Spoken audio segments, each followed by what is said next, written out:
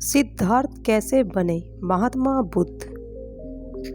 दोस्तों, आज हम आपके लिए महात्मा गौतम बुद्ध की कथा लेकर आए हैं। हेलो दोस्तों, स्वागत है आप सबका हमारे यूट्यूब चैनल रिया ऑफिशियल वॉइस ज्ञान 2.m में। दोस्तों, आज हम इस वीडियो में आपके लिए महात्मा गौतम बुद्ध से संबंधित उनकी कथा सुनाने वाले हैं। दोस्तों, हमारा आपसे हाथ जोड़कर निवेदन है, अगर आपको ये वीडियो पसंद आए तो वीडियो को लाइक करें, शेयर करें और चैनल को साथ ही साथ सब्सक्राइब करने के साथ बेल आइकन को और प्रेस कर दें, ताकि जब भी हम महात्मा गौतम बुद्ध से संबंधित इस चैनल पर नई नई मोटिवेशन स्टोरी, मोरल स्टोरी, प्रेरक प्रसंग लेकर आएँ, उसकी नोटिफिकेशन आपको सबसे पहले मिल सके।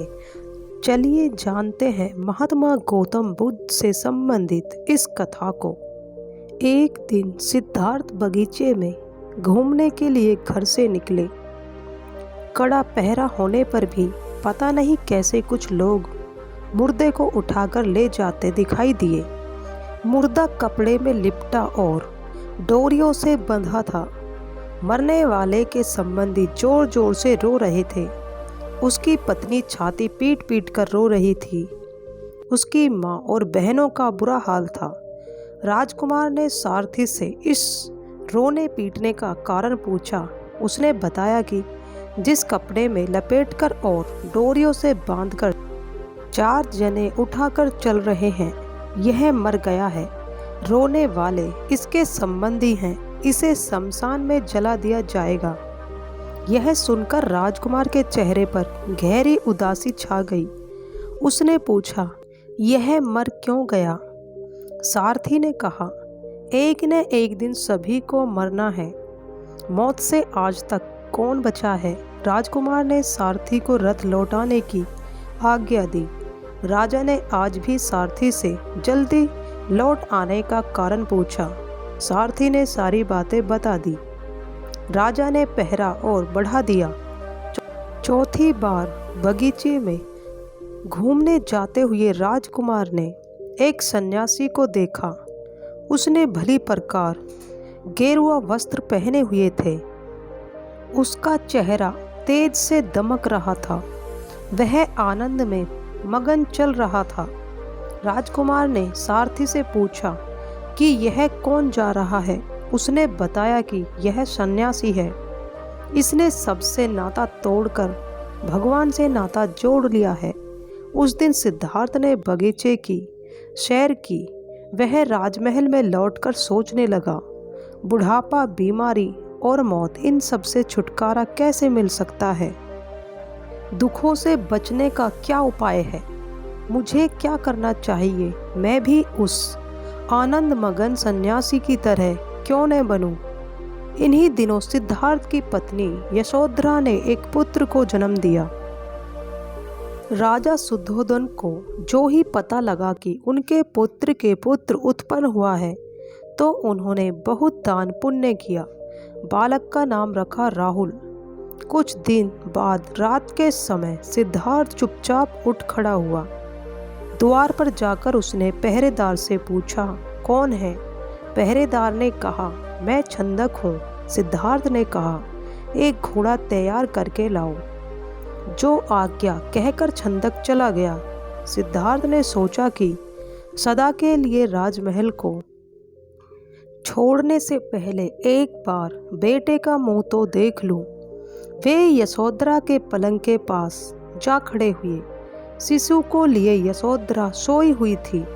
सिद्धार्थ ने सोचा कि अगर मैं यशोधरा के हाथ को हटाकर पुत्र का मुंह देखने का प्रयत्न करूंगा तो वह जाग जाएगी।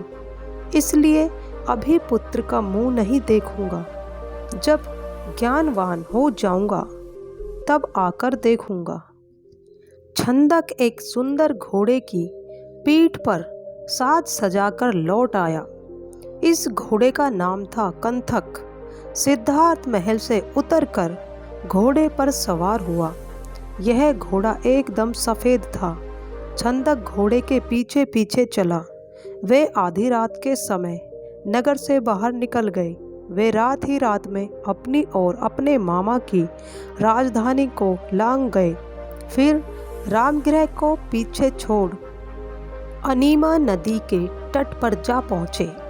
नदी को पार कर रेतीले तट पर खड़े होकर सिद्धार्थ ने छंदक से कहा, छंदक तुम मेरे इन गहनों और इस घोड़े को लेकर वापस लौट जाओ, मैं तो अब सन्यासी बनूंगा। छंदक ने कहा, मैं भी सन्यासी बनूंगा। सिद्धार्थ ने उसे सन्यासी बनने से रोका और वापस लौट जाने को कहा। फिर सिद्धार्थ ने अपनी तलवार से अपने सिर के लंबे बालों को काट डाला। सन्यासी के वेश में सिद्धार्थ ने राजगृह में प्रवेश किया। तत्पश्चात वे भिक्षा मांगने नगर में निकले। इस सुंदर युवक सन्यासी के नगर में आने की खबर राजा को मिली। राजा इस सन्यासी युवक के पास गया। राजा ने उसकी मनचाही वस्तु मांगने को कहा। इस युवा सन्यासी ने उत्तर दिया, महाराज, मुझे न तो किसी चीज की इच्छा है और न संसार के भोगों की। मेरे महलों में यह सब कुछ था। मैं तो परम ज्ञान प्राप्त करने के लिए घर से निकला हूँ। राजा ने कहा, आपका पक्के निश्चय देखकर लगता है कि आप अवश्य सफलता पाएंगे। बस मेरी एक ही प्रार्थना है कि जब आपको परम ज्ञान मिल जाए तो सबसे पहले हमारे राज्य में ही आना। सच्चा ज्ञान पाने के लिए यह भिक्षुक बना युवक बहुत दिन इधर उधर भटकता रहा। फिर उरुबेल में पहुंचकर कठिन तपस्या करने लगा। कोडियन आदि 5 लोग भी भिक्षुक बनकर उसके साथ उरुबेल में रहने लगे। कठिन तपस्या करते हुए उसने खाना पीना भी छोड़ दिया। उसका सुंदर शरीर काला पड़ गया। अब उसमें महापुरुषों जैसा कोई लक्षण दिखाई नहीं दे रहा था। एक दिन तो वह चक्कर खाकर गिर पड़ा। तब उसने सोचा कि शरीर को सुखाने से मुझे क्या मिला, इसलिए उसने फिर भिक्षा मांगकर भोजन करना शुरू कर दिया। यह देखकर उसके साथी 5 भिक्षुकों ने सोचा कि इसकी तपस्या भंग हो गई है, अब इसे ज्ञान कैसे मिलेगा। यही सोचकर वे 5 उसे छोड़कर चले गए। बैसाख मास की पूर्णिमा के दिन यह भिक्षुक बोधि वृक्ष के नीचे बैठा हुआ था। पास के गांव की सुजाता नाम की एक युवती खीर पकाकर लाई। यह खीर उसने सन्यासी को खाने को दी। खीर खाकर सन्यासी के शरीर में ताकत आने लगी। 6 वर्ष की तपस्या के बाद सिद्धार्थ ने सच्चा ज्ञान प्राप्त कर लिया। तब वह बुद्ध कहलाए। बुद्ध का अर्थ है जिसे बोध अर्थात ज्ञान हो गया हो, उनकी सारी इच्छाएं समाप्त हो गई हो। अब जिसे पाकर वह महात्मा बुद्ध बने थे, उसे लोगों में बांटने का विचार मन में आया। महात्मा बुद्ध ने सोचा कि मैं सबसे पहले उन 5 साथियों को ही उपदेश दूंगा जो मुझे छोड़कर चले गए थे। इन साथियों ने तपस्या के दिनों में उनकी बहुत सेवा की थी।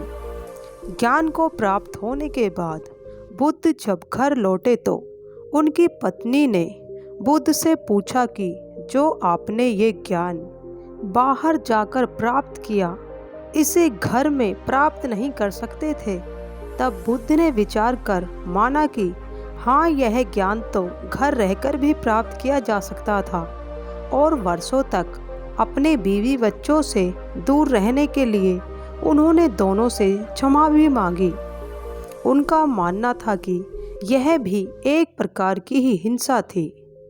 और उसके बाद महात्मा गौतम बुद्ध अपने पत्नी और बच्चे को छोड़कर अपने ज्ञान का प्रसार करने के लिए गांव-गांव जाकर उपदेश देने लगे।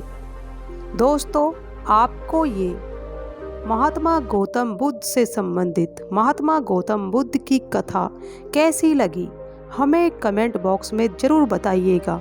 फिर दोस्तों, अगर आप हमारे चैनल पर नए हो तो प्लीज़ वीडियो को लाइक करें, शेयर करें और हमारे चैनल को सब्सक्राइब करने के साथ बेल आइकन को और प्रेस करें, ताकि जब भी हम महात्मा गौतम बुद्ध से संबंधित motivation story, moral story, heart touching story या उनकी प्रेरक प्रसंग या कथा लेकर आएं, उसकी नोटिफिकेशन आपको सबसे पहले मिल सके। तो चलिए फिर लौटेंगे ऐसी ही महात्मा बुद्ध से संबंधित एक और नई कथा के साथ। तब तक स्वस्थ रहें, खुश रहें। जय हिंद, वंदे मातरम।